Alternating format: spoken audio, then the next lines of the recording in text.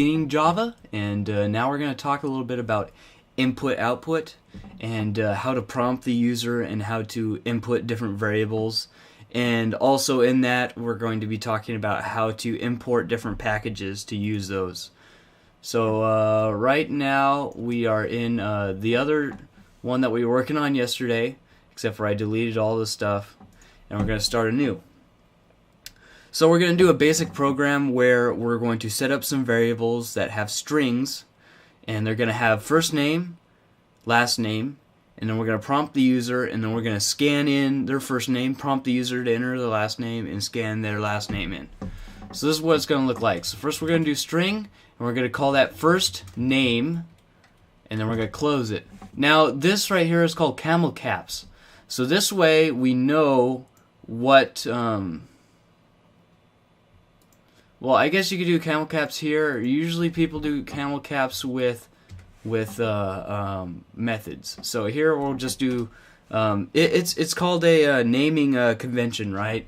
So there's some generic naming conventions, most of which is on we'll talk about a little later.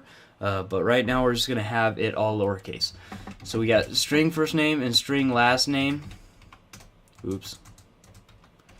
And then we're gonna do something new. We're gonna set up the input, and in order to do that, there is a library in Java called scanner.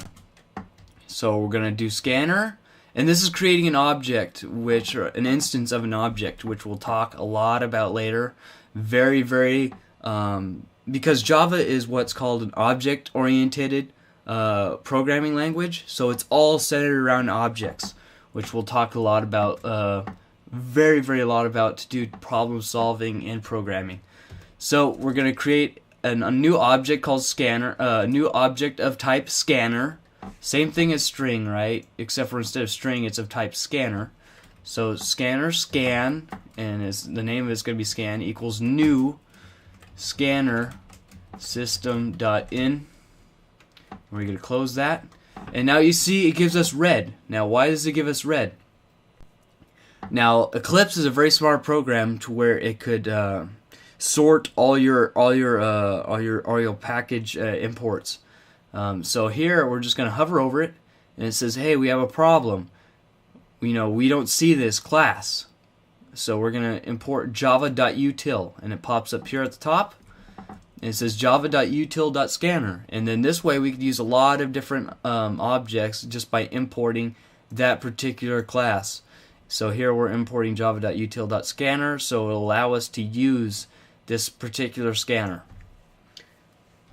Now, so we're going to prompt the user with the system.out.println. We're going to say enter in your first name. And after that, we're going to do a new scan. So we're going to say first name, which is what we declared here, equals scan, which is the name of our object here, and then scanned. Now, basically, it's an object of that method class, right? Of that class. So it's got its own instance. So we could do some stuff with it. So we do scan dot. And now we see all the methods that are in there that we could use to do stuff with. And you can see there's a lot. What we're going to do is we're going to use this next, but we're going to do next line. So we're going to click this here. You can click it or you could type it. You just click it here, and then it does that for you, and then you close it. And as you can see, there's plenty of stuff that you could do, and I'll show you how to find out what all of the stuff that's written in Java, anything that starts with this Java, has been written by the Java team at Oracle, and I'll show you a place to go to where all those resources are in a later video. So enter in your last name. So the reason why we're doing this is I'll show you here real quick when we run it why we're doing this, and what it looks like to actually prompt the user and take in some new input. And there we go. And now we're going to show that we have it, that it is successful.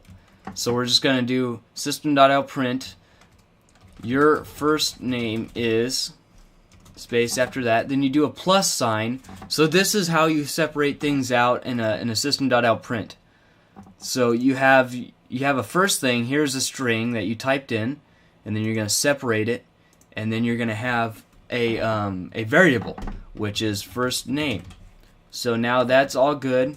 We got no red, and then we're going to do system.out.println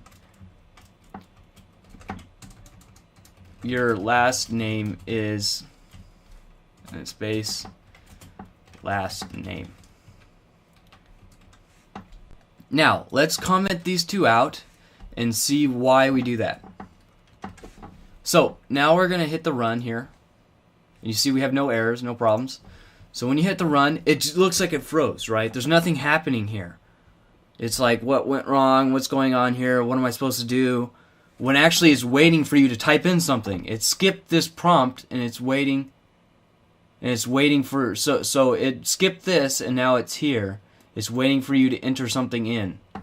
So now if I type in my first name, right, then it moves on and it's like, oh, it froze again, right? When it's not actually frozen, it's stuck here, waiting for your next input.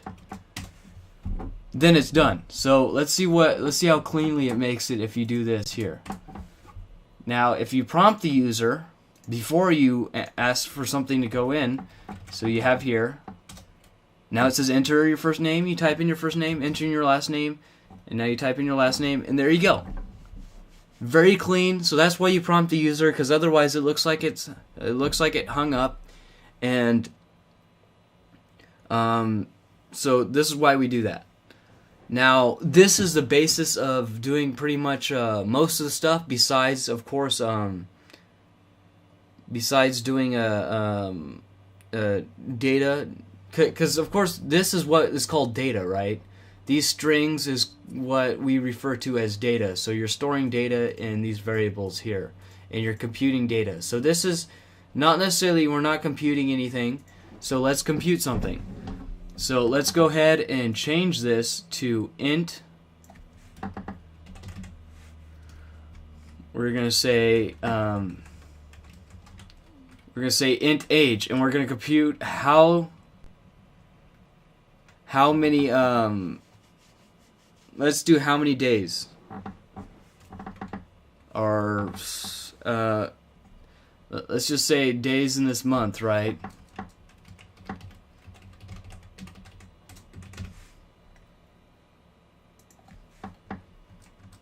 Okay, now let's scan in. So we're creating the scanner here, and we're going to say enter in days in this month. And we're going to do days in this month is scan.next int. And there we're green, no problems. And then we're going to get rid of this part. Now, we're going to do an int hours in this month. Oops, sorry. See how I have a space there? Not good. Hours in this month equals days in this month. Now let me see if I can find the asterisk. I don't really memorize. I can't actually see my keyboard, so I usually just type without looking at it. So, days in this month times 24. And then let's go ahead and do int minutes in this month equals hours, what we just computed, because now this is stored inside this hours this month. And then we're going to this here, minutes in this month, and we're going to refer to this hours in this month times 60. Now we're going to change this here. Hours in this month to, and then change this here. Hours in this month.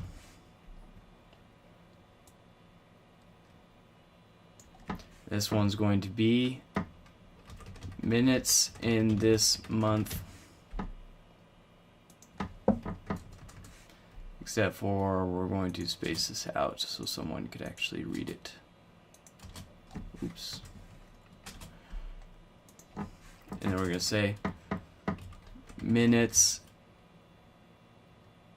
in this month.